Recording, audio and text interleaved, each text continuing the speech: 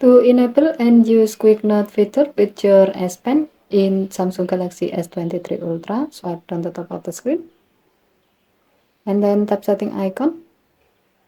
Scroll down the screen to find advanced features. Tap advanced features and then tap S Pen. Alternatively, you can go to this menu through the air command menu.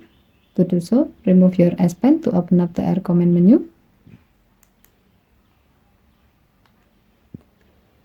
And then tap the setting icon. Next, tap the gray on switch next to Quick Note to enable this option. When the switch turns blue, it means that this option is on. To see how it works, press and hold the S button on its side, and then tap the screen twice with your S Pen to quickly create a new note.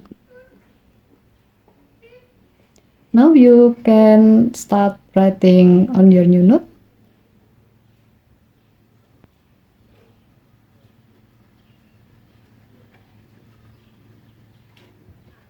Okay, thank you for watching. Have a nice day.